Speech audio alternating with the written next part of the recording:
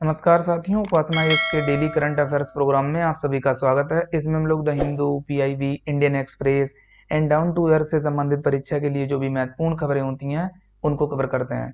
तो साथियों, यदि आप हमारे चैनल पर नए व्यूअर हैं तो सबसे पहले चैनल को सब्सक्राइब कर लीजिए।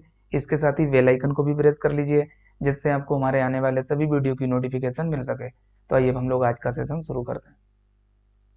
तो आज के सेशन में सबसे पहले हम लोग परीक्षा संबंधी महत्वपूर्ण तथ्यों पर नजर डालते हैं, जिनमें पहला है, हाल ही में एक आधिकारिक जानकारी के मुताबिक पता चला है कि गुलाम नबी आजाद के बाद राज्यसभा में मल्लिकार्जुन खड़गे विपक्ष के नेता होंगे। तो ये आपको ध्यान रखना है। सेकंड, हाल ही में भारतीय कुश्ती महासंघ ने पहलवान सुशील कुमार और साक्षी मलिक को वार्षिक अनुबंध से बाहर कर दिया है। थर्ड, हाल ही में हिमाचल प्रदेश के वन विभाग ने मोनाल पक्षी की कलगी को टोपी पर लगाकर पहनने पर रोक लगा दी है। मुख्य अरण्यपाल वन्यप्राणी ने आदेश में स्पष्ट किया है कि जो भी व्यक्ति मोनाल पक्षी के किसी भी भाग को धारण करेगा, उसके खिलाफ वन्यजीव संरक्षण अधिनियम 1972 के तहत कड़ी कार्रवाई की जाएगी। फोर्थ, हाल ही में दक्षिण पूर्व रेलवे ने ट्रेनों से यात्रा करने वाली महिला यात्रियों को स्टेशन से गंतव्य स्टेशन तक पूरी यात्रा के लिए सुरक्षा प्रदान करने के उद्देश्य से मेरी सहेली पहल की शुरुआत की है। तो ये कुछ परीक्षा संबंधी महत्वपूर्ण तथ्य थे, आपको याद रखने हैं। अब हम लोग न्यूज सेक्शन पर आते हैं। न्यूज सेक्शन में पहली न्यूज है, बुनियादी क्षमताएं शब्द खबरों में, यानी फाउंडेशनल एबिलिटीज वर्ड्स न्यूज में। तो आइए हम लोग जानते हैं शब्द के बारे में।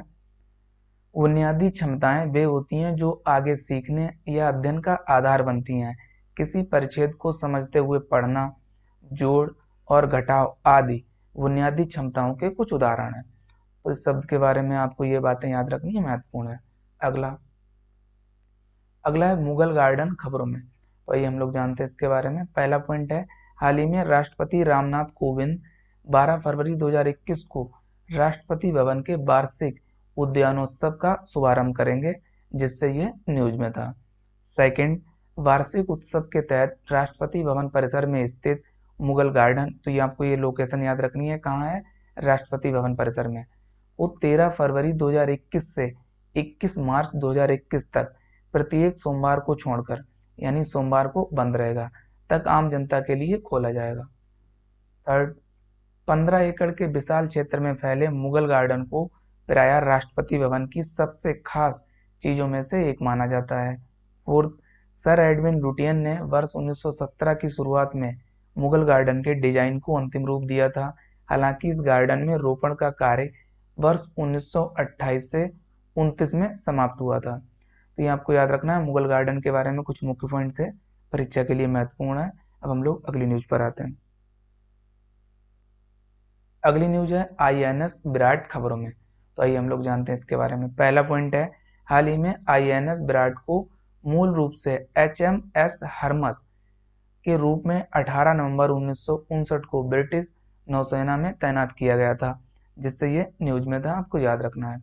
सेकंड, इस विमान वाहक पोत द्वारा वर्ष 1982 में फॉकलैंड द्वीप युद्ध में भाग लिया गया था। थर्ड, भारत द्वारा इस ब्रिटिश विमान वाहक पोत को वर्ष 1986 में खरीदा गया तथा इसे आईएनएस विराट के रूप में भारतीय नौसेना में सम्मिलित किया गया। फोर्थ, आईएनएस विराट विश्व में सबसे अधिक समय तक सेवारत रहने वाला युद्धपोत है। तो ये आईएनएस विराट के बारे में कुछ मुख्य पॉइंट थे जो आपको याद रखने हैं, परीक्षा के लिए महत्वपूर्ण है। अब हम लोग अगली न्यूज पर आते हैं। अगली न्यूज है फर्नेस ऑयल या भट्टी का तेल खबरों में। तो आइए हम लोग जानते हैं इसके बारे में। पहला पॉइंट है, ईंधन तेल यानी फ्यूल ऑयल के लिए फर्नेस ऑयल या भट्टी का तेल भी कहा जाता है, ये आपको याद रखना है। ये ईंधन मुख्य रूप से कच्चे तेल के आसवन का अवशिष्ट होता है। सेकंड, इसका उपयोग मुख्यतः विद्युत संयंत्रों, जहाजों और औद्योगिक संयंत्रों के स्टीम बॉयलरों में किया जाता है। थर्ड, वांछित श्यानता यानी विस्कोसिटी और स्फुरांक यानी फ्लैश पॉइंट हासिल करने हेतु वाणिज्यिक ईंधन तेल में आमतौर पर अन्य पेट्रोलियम पदार्थों की अल्प मात्रा का मिश्रण किया जाता है। फोर्थ, ईंधन तेल का स्फुरांक सामान्यतः कैरोसिन की तुलना में अधिक होता है। फिफ्थ, ईंधन तेल की श्रेणी में आमतौर पर केरोसिन जैसे ईंधन शामिल नहीं किए जाते हैं। तो ये आपको ध्यान रखना है। फर्नेस ऑयल के बारे में कुछ मुख्य पॉइंट हैं जो परीक्षा के लिए महत्वपूर्ण है। अब हम लोग अगली न्यूज पर आते हैं। अगली न्यूज में विधि विरुद्ध क्रियाकलाप निवारण अधिनियम यानी अनलॉफुल एक्टिविटी प्रिवेंटेशन एक्ट खबरों में। तो आइए हम लोग जानते हैं सबसे पहले ये न्यूज में क्यों है। राष्ट्रीय अपराध रिकॉर्ड ब्यूरो यानी नेशनल क्राइम रिकॉर्ड ब्यूरो द्वारा संकलित भारत में अपराध रिपोर्ट 2019 के अनुसार वर्ष 2016 और 2019 के मध्य विधि विरुद्ध क्रियाकलाप निवारण अधिनियम के तहत दर्ज किए गए मामलों में से केवल 2% मामलों में ही अदालत में अपराध सिद्ध हो सका या सिद्धि हो सकी, जिससे ये अधिनियम न्यूज में था। अब हम लोग इस अधिनियम से जुड़े हुए जो मुख्य पॉइंट हैं उनको जानते हैं। पहला पॉइंट है 1967 में पारित विधि विरुद्ध क्रियाकलाप निवारण अधिनियम का उद्देश्य भारत में गैर कानूनी गतिविधि समूहों की प्रभावी रोकथाम करना है। सेकंड, ये अधिनियम केंद्र सरकार को पूर्ण शक्ति प्रदान करता है जिसके द्वारा केंद्र सरकार किसी गतिविधि को गैर कानूनी घोषित कर सकती है। थर्ड, इसके अंतर्गत अधिकतम दंड के रूप में मृत्युदंड तथा आजीवन कारावास का प्रावधान किया गया है। अगला फोर्थ है यूएपीए के तहत भारतीय और विदेशी दोनों नागरिकों को आरोपित किया जा सकता है। तो ये महत्वपूर्ण पॉइंट है, आपको ध्यान रखना है। अगला फिफ्थ, ये अधिनियम भारतीय और विदेशी अपराधियों पर समान रूप से लागू होता है भले ही अपराध भारत के बाहर विदेशी भूमि पर किया गया हो। 6, यूएपीए के तहत जांच एजेंसी के लिए गिरफ्तारी के बाद चार्जशीट दाखिल करने के लिए अधिकतम 180 दिनों का समय दिया जाता है। हालांकि अदालत को सूचित करने के बाद इस अवधि को और आगे बढ़ाया जा सकता है। 7, ये अधिनियम राष्ट्रीय जांच एजेंसी यानी एनआईए के महानिदेशक को एजेंसी द्वारा मामले की जांच के दौरान आतंकवाद से होने वाली आय से निर्मित संपत्ति पाए जाने पर उसे जब्त करने की शक्ति प्रदान करता है। 8वां, ये अधिनियम राज्य में डीएसपी अथवा एसपी या उससे ऊपर के रैंक के अधिकारी के अतिरिक्त आतंकवाद संबंधी मामलों की जांच करने हेतु राष्ट्रीय जांच एजेंसी के इंस्पेक्टर या उससे ऊपर के रैंक के अधिकारियों को जांच का अधिकार प्रदान करता है। तो ये आपको याद रखना है। विधि विरुद्ध क्रियाकलाप निवारण अधिनियम के बारे में कुछ महत्वपूर्ण पॉइंट थे जो परीक्षा के लिए काफी महत्वपूर्ण है। अब हम लोग अगली न्यूज पर आते हैं। अगली न्यूज में है विशेषाधिकार हनन यानी ब्रीच ऑफ प्रिविलेज खबरों में। तो आइए सबसे पहले हम लोग देखते हैं ये न्यूज में क्यों है। हाल ही में भाजपा सांसद पीपी चौधरी द्वारा लोकसभा में भारत के पूर्व मुख्य न्यायाधीश के खिलाफ टिप्पणी करने के लिए तृणमूल कांग्रेस के सांसद महुआ मोइत्रा के खिलाफ विशेषाधिकार हनन नोटिस दिया गया है, जिससे ये न्यूज में था। अब हम लोग इससे जुड़े हुए जो मुख्य पॉइंट हैं उनको जान लेते हैं। पहला पॉइंट है राष्ट्रपति के अभिभाषण पर धन्यवाद प्रस्ताव के दौरान बोलते हुए सांसद महुआ मोइत्रा ने न्यायाधीश के आचरण के संबंध में कुछ आरोप लगाए थे या आक्षेप लगाए थे। तो सवाल ये है कि सदन के पटल पर किसी न्यायाधीश के आचरण पर चर्चा की जा सकती है अथवा नहीं। सेकंड, संविधान के अनुच्छेद 121 में किसी वर्तमान अथवा पूर्व न्यायाधीश पर आरोप लगाए जाने को प्रतिबंधित किया है। थर्ड, संसदीय विशेषाधिकार मूलतः सदन के सदस्यों को प्राप्त अधिकार और उन्मुक्ति को संदर्भित करते हैं। इन अधिकारों के तहत सदन के सदस्यों के विरुद्ध अपने विधायी दायित्वों को पूरा करने के दौरान किए गए कृत्यों अथवा दिए गए वक्तव्यों के लिए किसी प्रकार की सिविल अथवा आपराधिक कार्रवाई नहीं की जा सकती है। अगला है फोर्थ, संविधान के अनुच्छेद 105 के अंतर्गत भारतीय संसद इसके सदस्यों तथा समितियों को प्राप्त विशेषाधिकार उन्मुक्तियों का उल्लेख किया गया है। फिफ्थ, संविधान का अनुच्छेद 194 राज्य विधानसभाओं इसके सदस्यों तथा समितियों को प्राप्त शक्तियों, विशेषाधिकारों और उन्मुक्तियों से संबंधित है। तो ये आपको आर्टिकल याद रखने हैं दोनों। 6, सामान्यतः ऐसा कोई कार्य जो प्रत्यक्ष या परोक्ष रूप से संसद के किसी सदन के काम में बाधा या अड़चन डालता है अथवा संसद के किसी सदस्य या अधिकारी के कर्तव्य निर्वहन में बाधा उत्पन्न करता है, विशेषाधिकार हनन के रूप में माना जाता है। 7, सदन उसकी समितियों या सदस्यों पर आक्षेप लगाने वाले भाषण, अध्यक्ष के कर्तव्यों के पालन में उसकी निष्पक्षता या चरित्र पर प्रश्न करना, सदन में सदस्यों के आचरण की निंदा करना या सदन की कार्रवाई का झूठा प्रकाशन करना आदि सदन के विशेषाधिकारों का हनन अथवा अवमानना होगा। तो ये विशेषाधिकार हनन संबंधी कुछ मुख्य पॉइंट थे जो आपको याद रखने हैं, परीक्षा के लिए महत्वपूर्ण है। तो हम लोग अगली न्यूज पर आते हैं। अगली न्यूज में है भारत का गगन मिशन खबरों में। तो ये सबसे पहले हम लोग देखते हैं ये खबरों में क्यों है। हाल ही में केंद्रीय विज्ञान और प्रौद्योगिकी मंत्री द्वारा यह जानकारी दी गई है कि मानव अंतरिक्ष यान यानी गगनयान को दूसरे मानव रहित मिशन जिसे वर्ष 2022-23 में लॉन्च किया जाना है के बाद लॉन्च किया जाएगा, जिससे ये खबरों में था। अब हम लोग इससे जुड़े हुए जो मुख्य पॉइंट हैं उनको जानते हैं।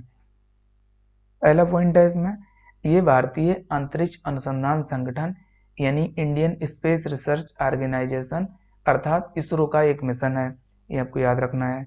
सेकंड, इस मिशन के तहत 3 अंतरिक्ष मिशनों को कक्षा में भेजा जाएगा।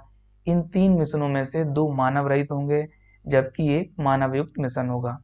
थर्ड, गगनयान के प्रमोशन हेतु 3 चरणों वाले GSLV मार्क 3 का उपयोग किया जाएगा जो भारी उपग्रहों के प्रमोशन में सक्षम है। फोर्थ, पेलोड में शामिल होंगे क्रू मॉडल जो मानव को ले जाने वाला अंतरिक्ष यान होगा। दूसरा है सर्विस मॉड्यूल, 2 तरल प्रणोदक इंजनों द्वारा संचालित होगा। पांचवा, ये आपातकालीन निकास और आपातकालीन मिशन अबोर्ड व्यवस्था से लैस होगा। अगला 6 पॉइंट है, मानव अंतरिक्ष उड़ान कार्यक्रम जिसे ऑर्बिटल मॉड्यूल कहा जाता है में एक महिला सहित 3 भारतीय अंतरिक्ष यात्री होंगे। 7, ये मिशन 5 से 7 दिनों के लिए पृथ्वी से 304 से 400 किलोमीटर की ऊंचाई पर निम्न भूकक्षा में पृथ्वी का चक्कर लगाएगा। तो ये आपको याद रखना है, लो अर्थ ऑर्बिट। 8वां, जून 2019 में इसरो के मानव अंतरिक्ष उड़ान केंद्र तथा रूस सरकार के स्वामित्व वाली ग्लैबकोमास, ये आपको नाम याद रखना है, ग्लैबकोमास ने भारतीय अंतरिक्ष यात्रियों के प्रशिक्षण हेतु एक अनुबंध पर हस्ताक्षर किए हैं जिसमें उम्मीदवारों के चयन में रूस का समर्थन, चयनित यात्रियों का चिकित्सीय परीक्षण तथा अंतरिक्ष प्रशिक्षण शामिल है। 9वां, ये देश में विज्ञान एवं प्रौद्योगिकी के स्तर को बढ़ाने तथा युवाओं को प्रेरित करने में मदद करेगा। तो ये भारत के गगनयान मिशन से जुड़े हुए कुछ मुख्य पॉइंट थे जो आपको याद रखने हैं, परीक्षा के लिए महत्वपूर्ण है। अब हम लोग अगली न्यूज पर आते हैं। अगली न्यूज में है वित्तीय साक्षरता सप्ताह 2021 खबरों में। तो आइए हम लोग जानते हैं इसके बारे में। पहला पॉइंट है, राष्ट्रव्यापी अभियान के एक हिस्से के रूप में भारतीय रिजर्व बैंक द्वारा वित्तीय शिक्षा का प्रचार करने के लिए 8 से 12 फरवरी 2021 के मध्य वित्तीय साक्षरता सप्ताह का आयोजन किया जा रहा है, जिससे ये न्यूज में था। सेकंड, वित्तीय साक्षरता सप्ताह 2021 का विषय ऋण अनुशासन और औपचारिक संस्थाओं से ऋण है। तो ये आपको याद रखना है, इसकी थीम या विषय। थर्ड, भारतीय रिजर्व बैंक वर्ष 2016 से ही देश भर में किसी विशिष्ट विषय पर वित्तीय शिक्षा संदेशों का प्रचार करने के उद्देश्य से प्रतिवर्ष वित्तीय साक्षरता सप्ताह का आयोजन कर रहा है। तो ये आपको याद रखना है, वित्तीय साक्षरता सप्ताह के बारे में कुछ मुख्य पॉइंट हैं जो परीक्षा के लिए महत्वपूर्ण है। अब हम लोग अगली न्यूज पर आते हैं। अगली न्यूज है ट्रोपेक्स 21 खबरों में। तो आइए हम लोग जानते हैं इसके बारे में। पहला पॉइंट, हाल ही में भारतीय नौसेना की सबसे बड़ी द्विवार्षिक theatre level operational readiness exercise यानी ट्रोपेक्स हिंद महासागर क्षेत्र में जारी है, जिससे ये न्यूज में था। सेकंड, इसका विषय या थीम युद्ध तत्पर, विश्वसनीय और एकजुट बल है। तो ये आपको याद रखनी है। थर्ड, इसमें भारतीय नौसेना तटरक्षक 13 तटीय राज्यों और केंद्र शासित प्रदेशों की समुद्री पुलिस के साथ समुद्री क्षेत्र के अन्य हितधारक शामिल हैं। फोर्थ, इस सैन्य अभ्यास को हिंद महासागर क्षेत्र के एक विशाल भौगोलिक क्षेत्र में आयोजित किया जा रहा है। फिफ्थ, इस अभ्यास का उद्देश्य नौसेना की आक्रामक रक्षा क्षमताओं का परीक्षण करना है, समुद्री क्षेत्रों में राष्ट्रीय हितों की रक्षा करना और हिंद महासागर क्षेत्र में स्थिरता तथा शांति को बढ़ावा देना है। अगला 6 पॉइंट है, ट्रोपेक्स की देखरेख पोर्ट ब्लेयर में स्थित भारतीय सशस्त्र बलों की एकमात्र त्रिसेवा थिएटर कमान और भारतीय नौसेना के तीनों कमानों की भागीदारी के साथ नौसेना मुख्यालय द्वारा की जा रही है। तो ये आपको ध्यान रखना है। 7th, पहले चरण में भारतीय नौसेना ने 12 से 13 जनवरी 2021 को भारत के पूरे तटीय क्षेत्र और द्वीपीय क्षेत्रों में तटीय रक्षा अभ्यास सी विजिल का आयोजन किया था। 8वां सी विजिल अभ्यास के बाद बड़े पैमाने पर तीनों सेनाओं के संयुक्त अभ्यास एम्फेक्स 21 का आयोजन किया जाता है। तो ये आपको याद रखना है। ट्रोपेक्स 21 से जुड़े हुए कुछ मुख्य पॉइंट थे जो परीक्षा के लिए महत्वपूर्ण है। अब हम लोग अगली न्यूज पर आते हैं। अगली न्यूज में है पंडित दीनदयाल उपाध्याय खबरों में। तो आइए हम लोग इनके बारे में जानते हैं। पहला पॉइंट है, हाल ही में यानी 11 फरवरी 2021 को उपराष्ट्रपति ने पंडित दीनदयाल उपाध्याय की पुण्यतिथि पर उनको स्मरण किया, जिससे ये न्यूज में थे। सेकंड, इनका जन्म 25 सितंबर 1916 को मथुरा जिले के नंगला चंद्रभान गांव में हुआ था। थर्ड, पंडित दीनदयाल उपाध्याय एक दार्शनिक, समाजशास्त्री, अर्थशास्त्री एवं राजनीतिज्ञ थे। अगला फोर्थ है, इनके द्वारा प्रस्तुत दर्शन को एकात्म मानववाद कहा जाता है, जिसका उद्देश्य एक ऐसी स्वदेशी सामाजिक आर्थिक मॉडल प्रस्तुत करना था जिसके विकास के केंद्र में मानव हो। 5वां, वर्ष 1942 में वे राष्ट्रीय स्वयंसेवक संघ में एक पूर्णकालिक कार्यकर्ता यानी संघ प्रचारक के रूप में शामिल हुए। 6, वर्ष 1967 में जनसंघ के अध्यक्ष चुने जाने के बाद एक वर्ष बाद 11 फरवरी 1968 को पटना में एक ट्रेन यात्रा के दौरान उनकी मृत्यु हो गई। 7, इन्होंने 1940 के दशक में लखनऊ से राष्ट्र धर्म, इसका नाम आपको याद रखना है, एक मासिक पत्रिका के प्रकाशन की शुरुआत की। तो ये पंडित दीनदयाल उपाध्याय से जुड़े हुए कुछ मुख्य पॉइंट थे जो आपको याद रखने हैं, परीक्षा के लिए महत्वपूर्ण है। अब हम लोग सवालों पर नजर डालते हैं। तो सवालों की शुरुआत हम लोग पिछले अभ्यास प्रश्न से करते हैं। पिछले अभ्यास प्रश्न में आपसे पूछा गया था कि हाल ही में किस देश ने भारतीय प्रधानमंत्री को यूरोपीय संघ भारत शिखर सम्मेलन जो मई 2021 में होगा और G7 समूह की बैठक के दौरान अपने देश आने हेतु आमंत्रित किया है। ए ब्रिटेन, बी जर्मनी, सी पोलैंड, डी फ्रांस। तो इसका करेक्ट जवाब है सी ऑप्शन यानी पोलैंड ने। अगला सवाल है आज के सेशन का पहला सवाल, हाल ही में किस राज्य के वन विभाग ने मोनाल पक्षी की कलगी को टोपी पर लगाकर पहनने पर रोक लगा दी है। A option Ladakh, B Meghalaya, C Assam, D Himachal Pradesh. तो इसका करेक्ट जवाब है डी ऑप्शन यानी हिमाचल प्रदेश। अगला सवाल है सवाल नंबर 2, भारत के गगनयान मिशन के बारे में निम्नलिखित कथनों पर विचार कीजिए। ए ऑप्शन, ए कथन, ये भारतीय अंतरिक्ष अनुसंधान संगठन का एक मिशन है। सेकंड, ये आपातकालीन निकास और आपातकालीन मिशन अबॉर्ट व्यवस्था से लैस होगा। थर्ड, इसमें जाने वाले मानवों के प्रशिक्षण के लिए भारत ने रूस के साथ समझौता किया है। अब आपको उपयुक्त में से कौन सा से कथन सत्य है यहाँ बताना है। ए ऑप्शन है केवल 1 और 2, बी केवल 2 और 3, सी केवल 1 और 3, डी 1, 2 और 3 यानी सभी। तो इसका करेक्ट जवाब है डी ऑप्शन यानी दिए हुए तीनों कथन सत्य हैं। अब हम लोग आज के अभ्यास प्रश्न पर नजर डालते हैं। आज का अभ्यास प्रश्न है, हाल ही में खबरों में रहा ट्रोपेक्स 21 क्या है। ए ऑप्शन संयुक्त सैन्य अभ्यास, बी एक क्षुद्र ग्रह, सी आकाशगंगा, डी इनमें से कोई नहीं। तो इसका करेक्ट जवाब आप सभी को कमेंट सेक्शन में देना है। तो साथियों आज के सेशन में इतना ही, हम लोग नेक्स्ट सेशन में मिलेंगे कुछ नई खबरों के साथ। तब तक के लिए आप सभी लोग अपना ध्यान रखिए। साथ ही उपासना यस के चैनल को लाइक, शेयर और सब्सक्राइब करना ना भूलिए। Thank you, best of luck.